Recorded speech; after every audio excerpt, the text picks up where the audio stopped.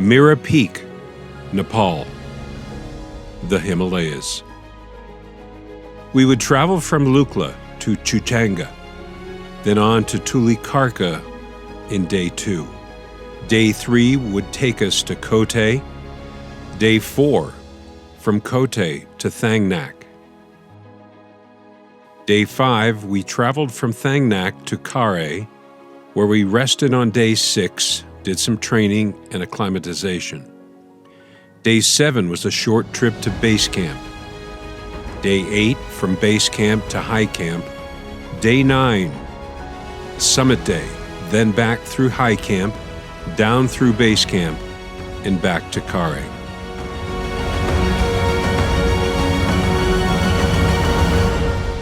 On October 11th last year, I met friends at Hearth and Hill in Park City to begin my journey to Nepal. Aaron brought me some camera equipment, Emma was taking my car and Millie while I was gone, and Kevin and Bryn were picking me up to spend the night with them, and Kevin took me to the airport first thing in the morning. Being that I'm an ordained minister, after we took the picture, someone said, "Fred, did it dawn on you that you married all of us?" Too funny. And yes, that lavender margarita was fabulous. I said, "See you soon" to the real Millie, and I had approximately 90 pounds of gear in both of those backpacks. First stop, Atlanta. In Atlanta, I got to spend some time with Callie and Neil and their kids, Collins and Oliver. We had a great time cruising around their neighborhood in the golf cart, and we had a fabulous Sunday brunch, and then I headed to Birmingham. Ice cream with the grandkids more than once, and I had several school drop-offs and pickups. I cherish those times. Picked up some custom Fred and Millie hats from E.A. Montgomery and her Revelation Hat Company. Oh, how we had fun times in the front yard. And this was Ella's first year of cheerleading.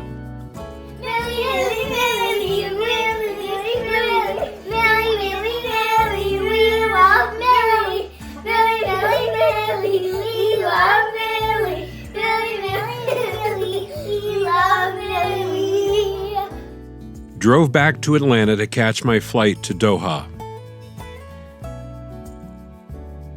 I looked at the escalators, but no, I took the stairs. This would be my first time on an Airbus 350, and I have to say it was a very, very nice plane.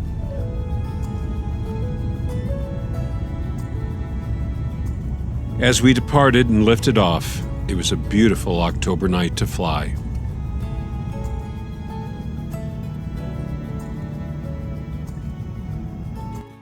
Back in Doha, and their airport is by far the most beautiful I have ever been in.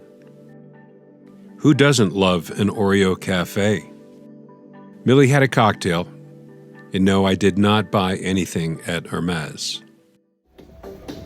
But I did dance a bit with this festive fellow.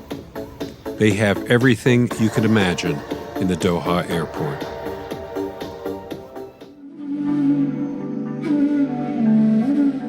On approach to Kathmandu, the Himalayas certainly welcomed us. The Mala Hotel would be our home for the next few nights. I had a great beer, and their beautiful gardens had their very own stupa. Yes, the everywhere wires were still there. The next day I walked to the Nimsday store just to say I went, but I did buy a hat and a t-shirt. I love this quote on the wall. As I was walking through the Tamil district in Kathmandu, I needed something for my trip, and upon entering one of the many mountaineering stores, I had to stop and look at the way a swastika was intended to look, as its meaning goes back over thousands of years and meant good fortune or well-being. It looked like it had been there for a long time, cast into the marble step. Had a gear check in my room, and I passed with flying colors. An evening stroll through the streets of the Tamil district. After breakfast on Sunday morning, bags were ready, and we had a briefing. There were 13 in the group with ProTrek Adventure, 3 of us going to Mera Peak, and 10 to the Everest Base Camp in Amadablam and Island Peak. Due to heavy rains in late September and early October, we had to take a 9-hour bus ride to Ramachop, and that was tough. Viji with ProTrek Adventure saw us off, and Sandeep stayed with us for the trip to Ramachop and Lukla. We traveled through several villages on the way out, and the abundance of scooters and motorcycles were everywhere.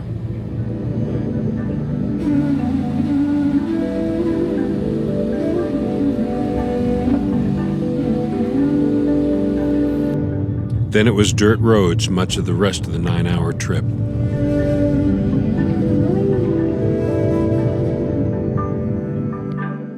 We stopped for lunch,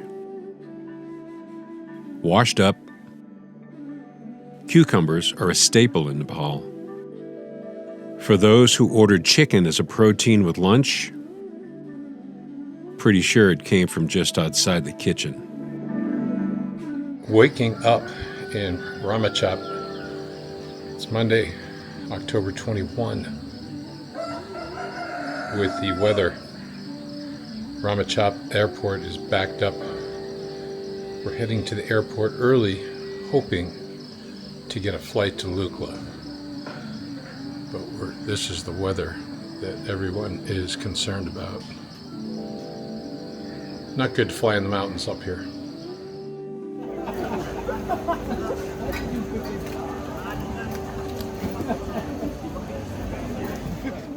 Bars for a day? I'm going to be saucy for a day. It's men's name as well. Exactly, yeah, it works. I'm Adam.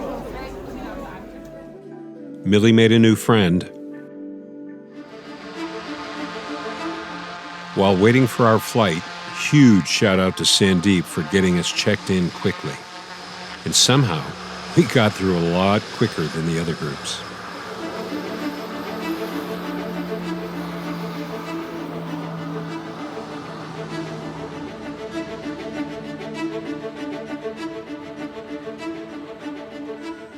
You gotta love the goats as part of air traffic control.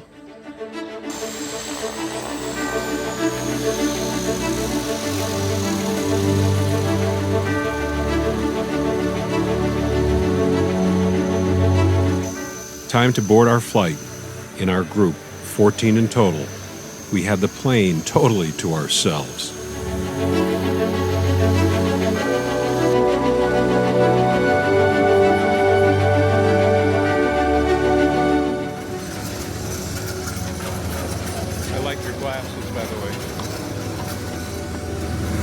Hello. Namaste.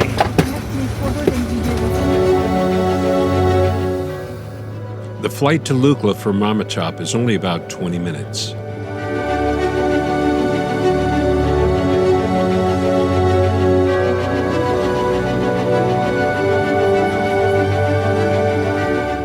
Our approach into the world's most dangerous airport was perfect, and this was my second time land in Lukla.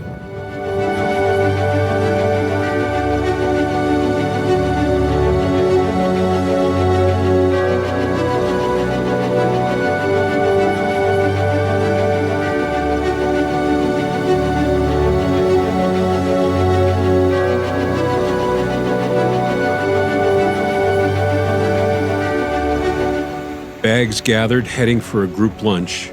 Watching takeoffs just never gets old out of Lukla.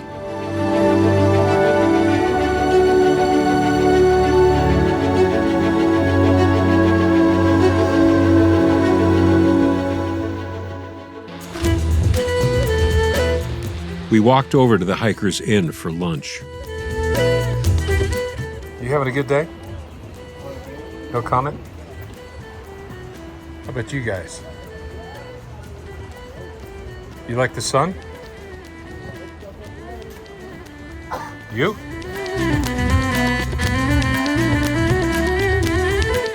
Time to go, and Boris, Emmanuel, and I headed out.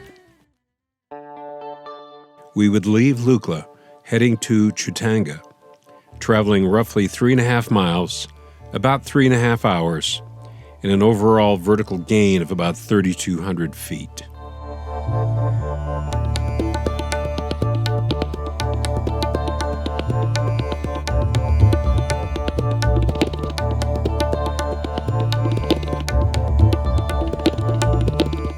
The Garmin graph gives you a great idea of the terrain.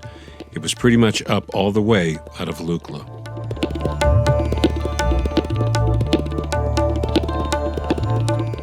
I love the sign pointing the way to Mera Peak. Just outside of Lukla, we met this little guy. He followed us the entire time. There was only one suspension bridge on this trip. You went across it just about 20 minutes after you had left Lukla, and it was a pretty long one.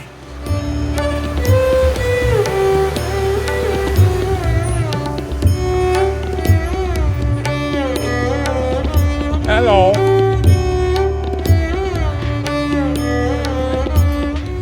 Lovely. Absolutely lovely. Footing is all over the map. So in your training, do not train on smooth trails or paths. Because the footing, it only got worse. Our destination sign, 30 minutes? No. And trust me, it was much longer than that. The trail wound through beautiful rhododendron forests, and I can only imagine what it must look like in the springtime. We got rained on for about 2 hours the first day.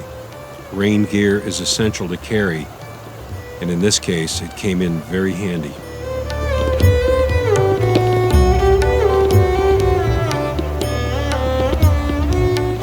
There will be several bridge crossings just like this one over the next few days. Finally, to Chhuthanga.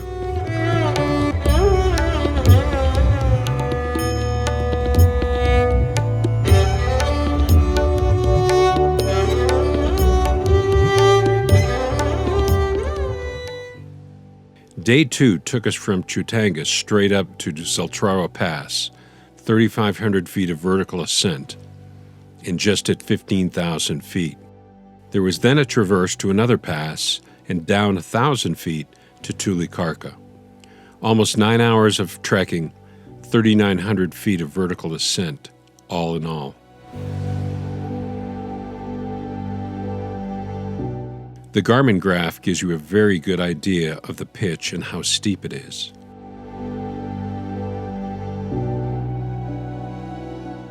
We woke up to blue skies on day 2, and they would be with us from here on out. Absolutely stunning views. So this is where we stayed Monday evening. Day 1 was really tough, and day 2 gets worse. So we go up this. Apparently it takes about 4 hours to get to the ridge. But it's beautiful. It's a little breezy.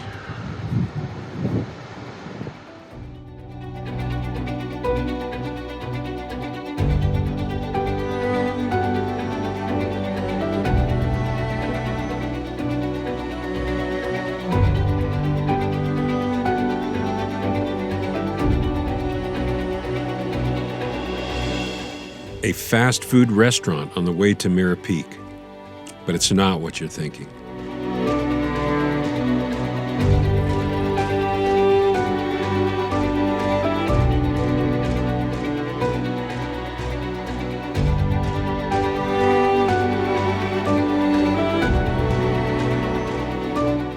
And yes, we pretty much went straight up. Zatrwa Pass. Then the traverse. Before the 1,000-foot descent to Tulikarka, a tea house and a well-needed break.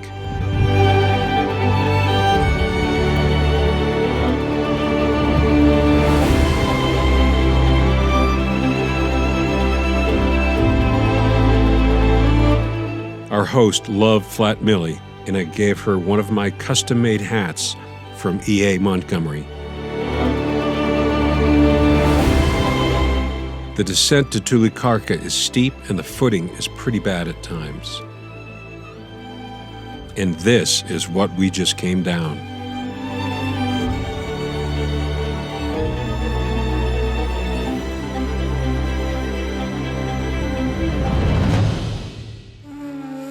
Day 3 took us from Tulikarka to Kothe, with the majority of the day going down some 3,000 feet over very rocky terrain. I did not have a fun day.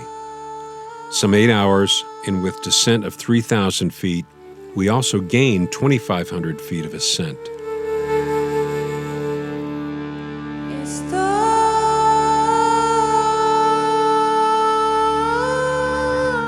You can see by the Garmin graph how pitchy our descent was. Be prepared for some very tough footing.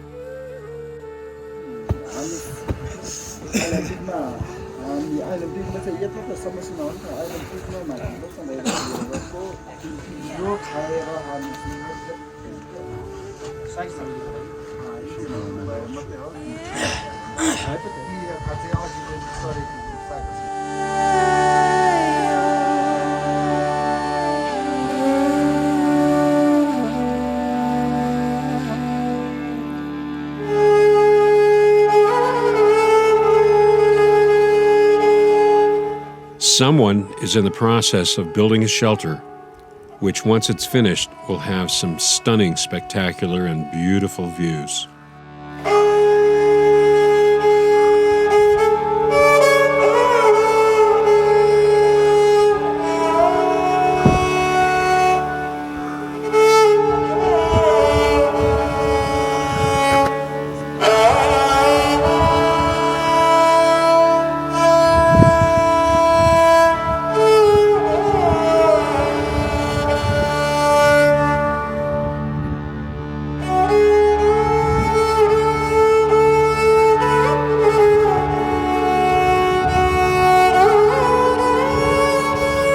Le poids qu'il a derrière, si tu essayes de freiner, tu te fais en l'air les... Our first sighting of Mera Peak.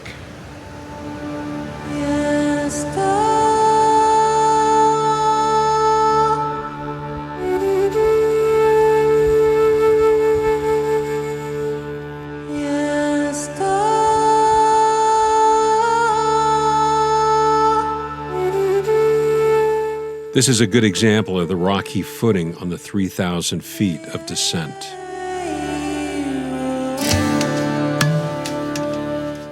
Lunch stop at the Himalayan Lodge and Cafe. And yep, dog is still with us. The owner loved Flat Millie, and as I have done in the past, giving hats out, I had to give him a Boneyard saloon hat from Park City. He absolutely loved it.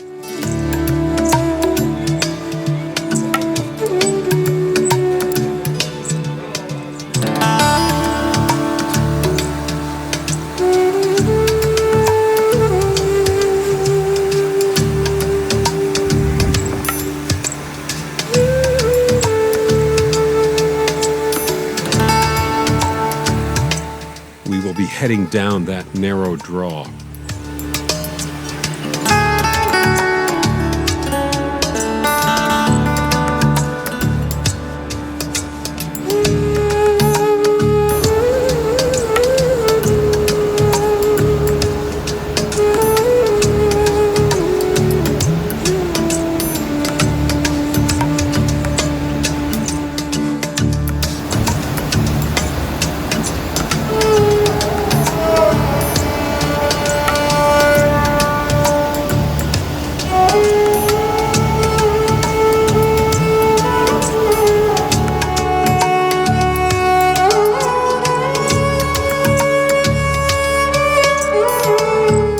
Finally into Kothe and staying at the Lama Lodge, and I had the Makalu suite.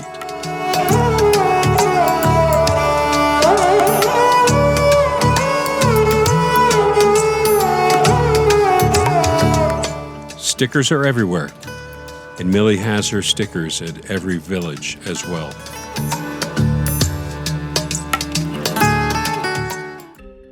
On day 4, we left Kothe heading up to Thagnak. It was a steady uphill, and the footing and terrain were much easier to navigate this day. We went some 6 miles over 6 hours, and we gained about 2,800 feet of vertical ascent.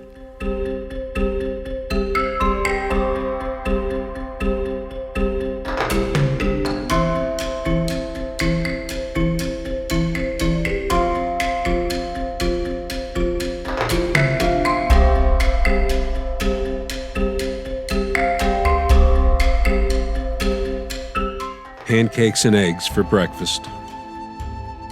And just outside of Kothe is a beautiful view of Mera Peak. And this was our team for most of the trek.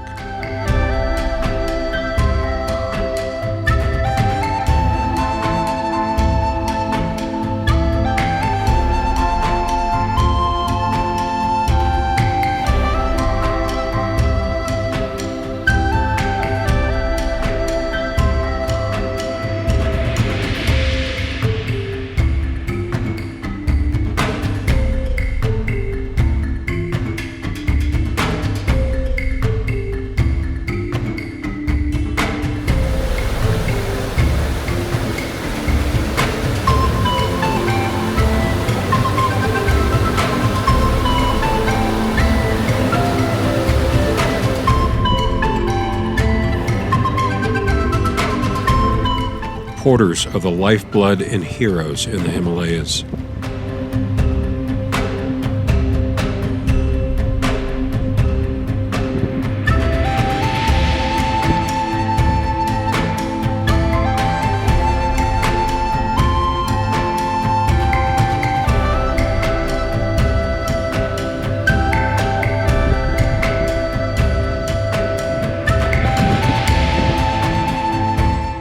It seemed like the mountains on this day just surrounded us everywhere.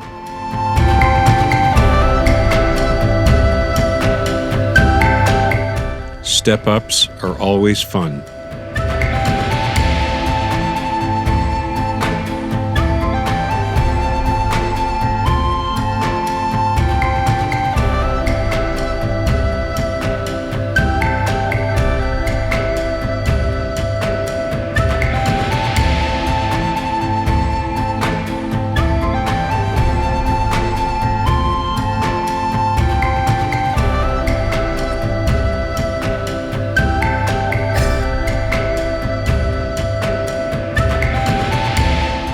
Came over a small monastery built into the mountainside just before Thagnak.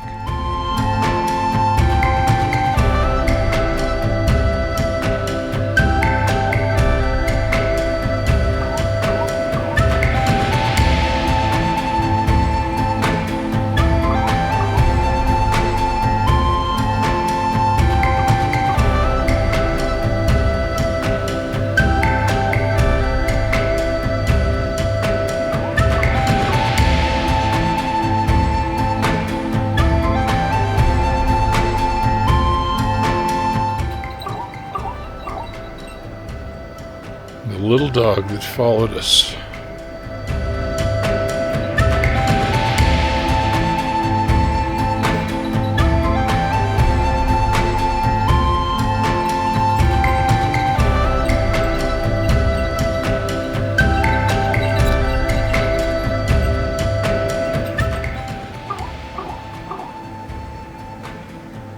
What?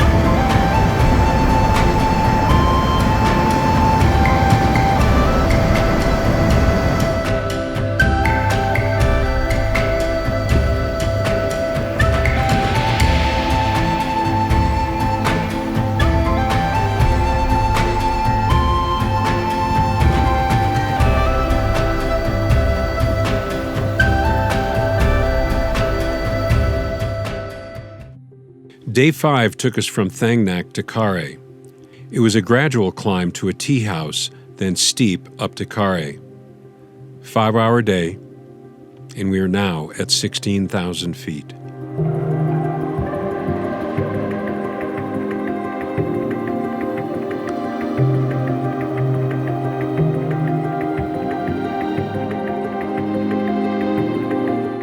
The Garmin graph again shows a very good idea of the pitch.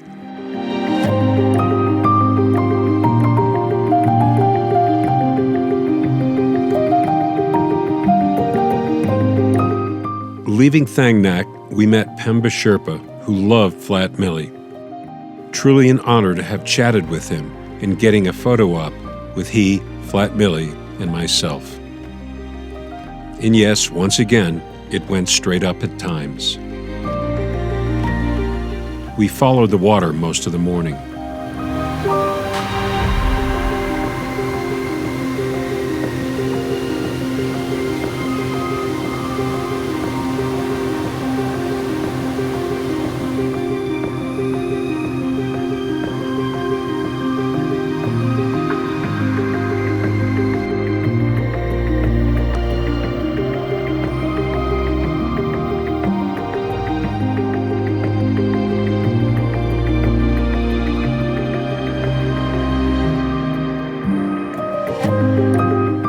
Unlike the Everest Base Camp trek, where animals carry supplies, this was the only animal train that we saw the entire time.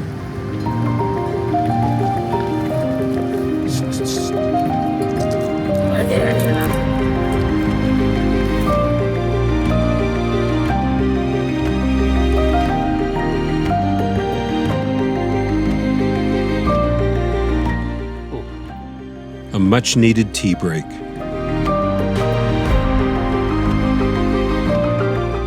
After tea, this pitch was steep, people.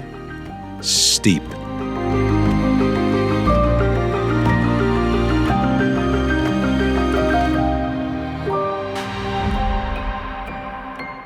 The welcome sign to Khare was interesting, as it seemed like we trekked another 30 minutes after seeing it. This was the last steep pitch into Khare, and it was a gorgeous sunset to end the day. We had some well-earned protein and carbohydrates that evening for dinner.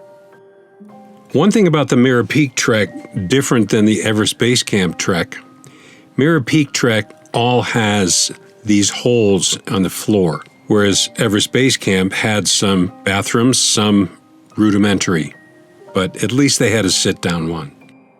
Our hotel and tea house, called the Refuge Lodge, you could rent all sorts of climbing gear as well as skis or snowboards.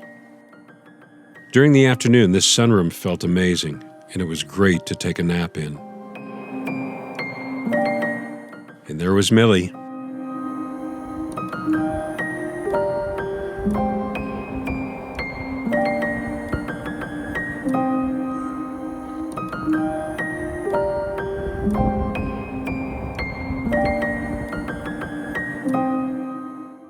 Day 6 was a rest day with training for rope ascent and descent, wearing our harness and using a Jumar and ATC devices.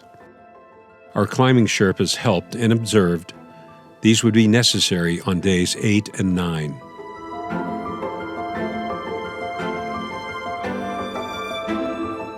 Great picture of the Refuge Lodge in Khare.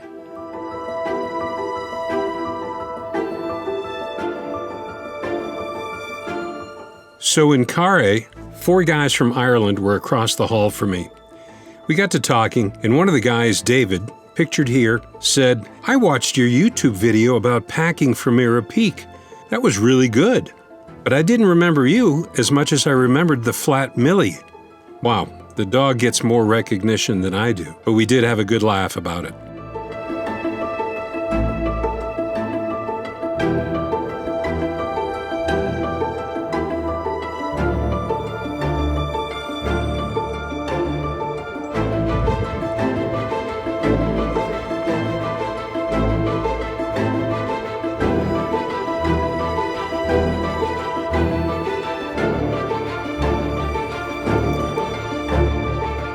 gut.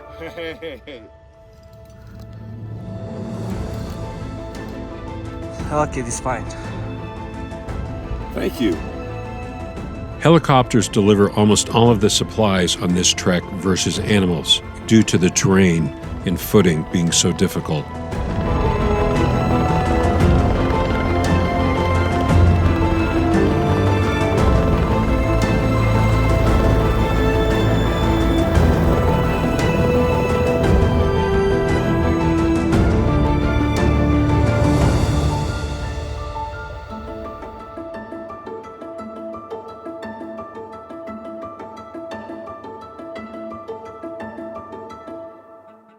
Day 7, we would leave Khare for base camp. It wasn't a long day.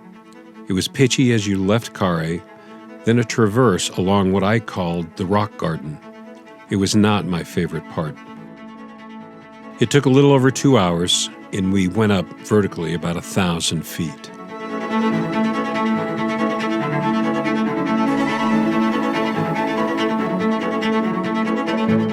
The graph gives you another good illustration of the day.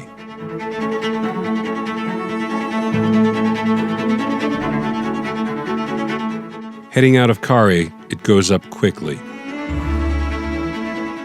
Then the rock garden traverse.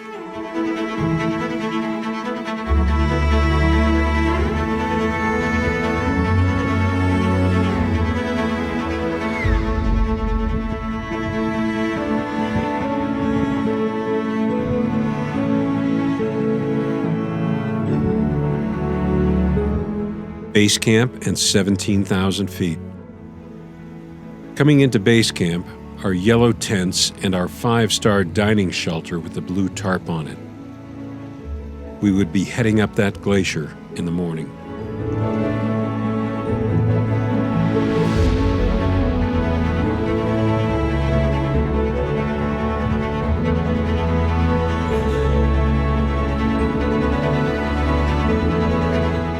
A view from my tent in what was to come.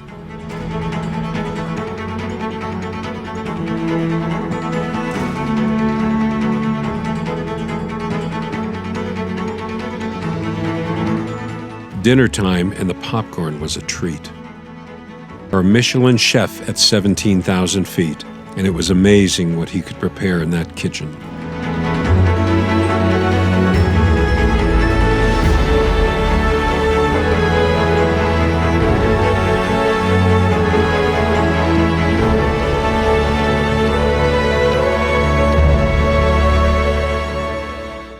Day 8, we left base camp and put on our harnesses, crampons, and roped up for the 2,000 feet of vertical ascent to high camp.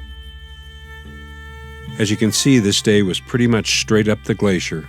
It took a little over 5 hours and 2,000 feet of vertical gain.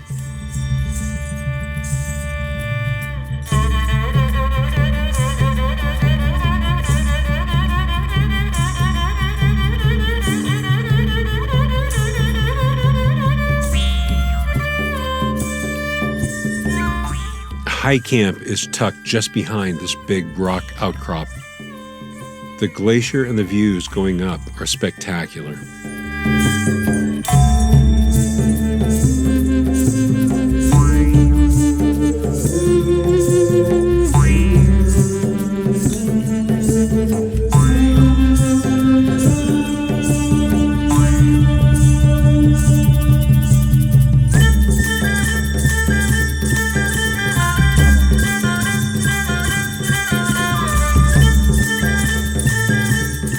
Did I mention straight up?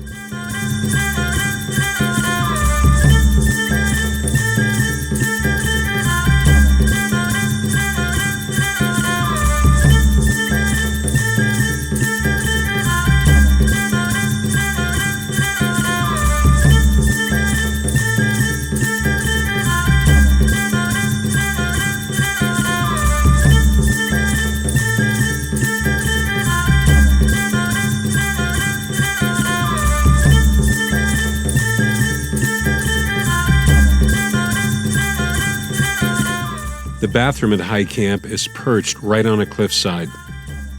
I highly suggest not falling off.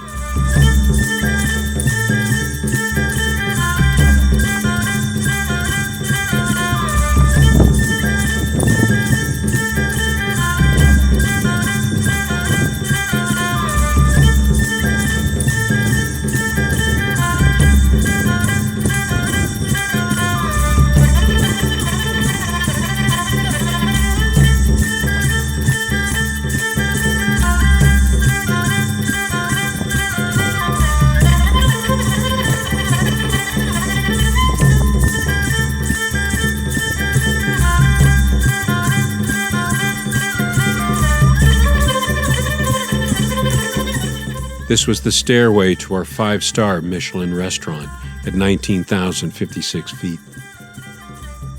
The chef had a snowboard. Our Michelin chef and his kitchen. Our last supper, and I can tell you it was really cold outside and inside.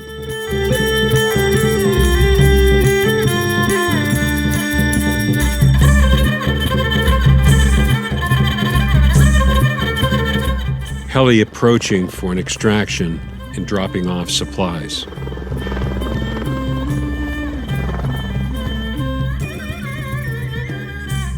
The views were endless.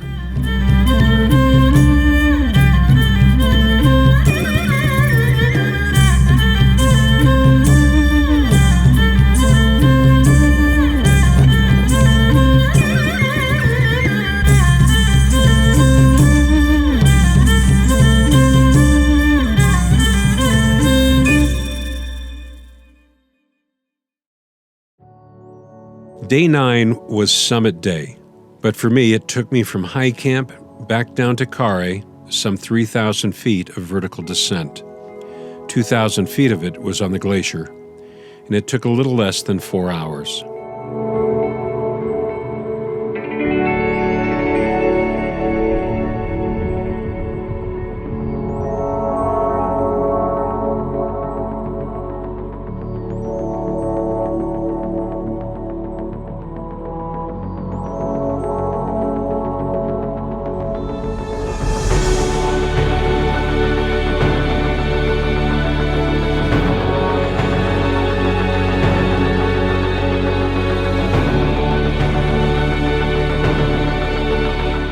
Flat Millie and me headed down the glacier, and there in the distance was Everest and Lhotse and Nuptse. It was kind of cool that I had been just below Everest and Nuptse the year before. Something about challenging oneself to do high-altitude treks, get outside your comfort zone. It makes you appreciate life that much more.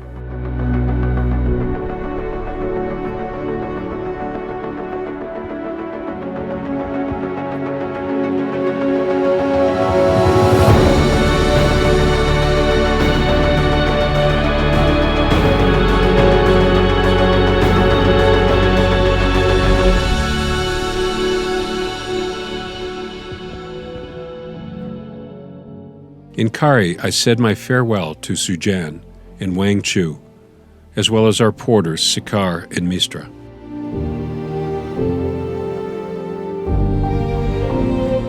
I made the decision to chop her out as my right knee was acting up pretty bad. I knew it was 3 days back to Lukla, and I could have done the first day, but that second and third day would not have worked, as I knew how hard they were on the way in. The ride from Khare to Lukla was not long, but it was certainly breathtaking.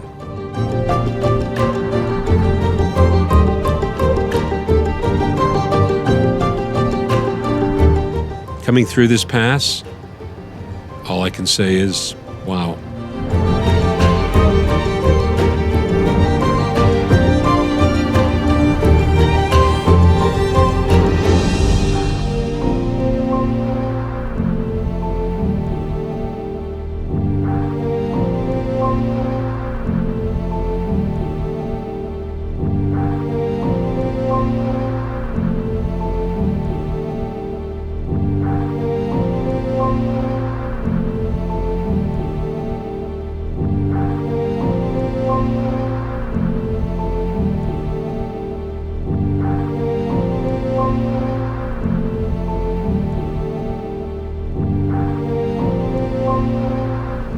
This would be my first time landing in Lukla in a chopper.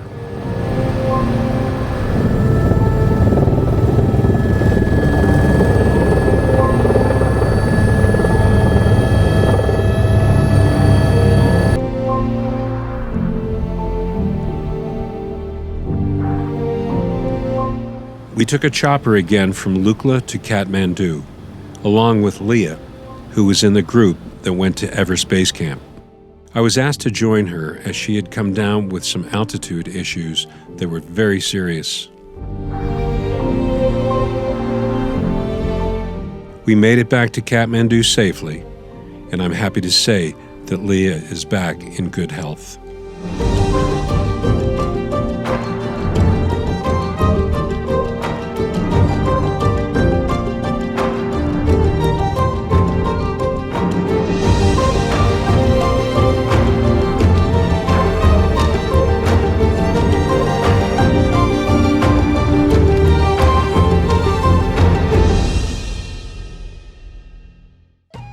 The next day, Olivia, who was from New Zealand, she was part of the group that headed towards Everest Base Camp.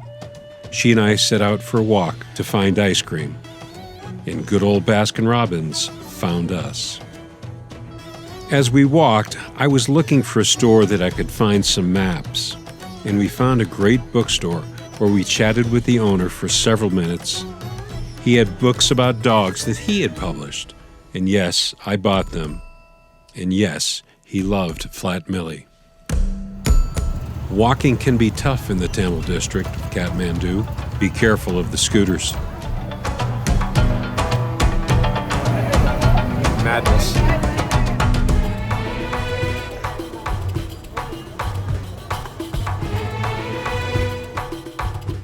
Ironically, it was the day of celebrating dogs in Nepal. It's called Kukar Tihar, and they adorn dogs with an orange necklace made from marigolds. We came across two Nepalese women making necklaces, and guess who got one? When it was done, I asked her how much it cost, and she said in US dollars, 75 cents. I gave her $20 in US dollars. She cried. I did too.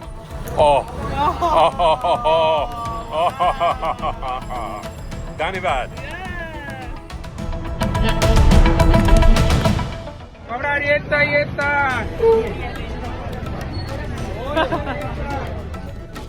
I have to say that people found Flat Millie intriguing. This artwork was made from colored sand, and it was absolutely stunning.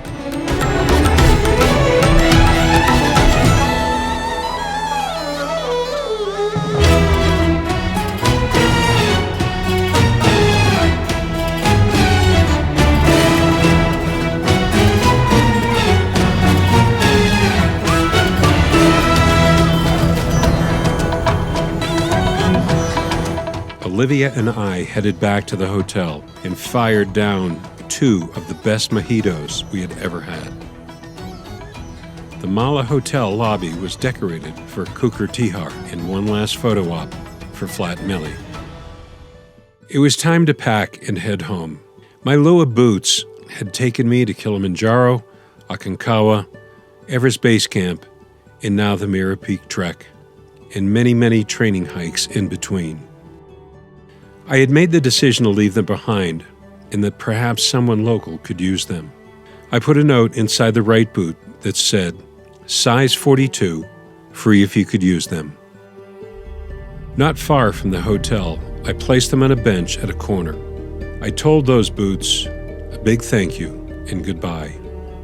I walked away and maybe had gone about 50 feet from where I had left them. I turned and looked back. They had already been taken.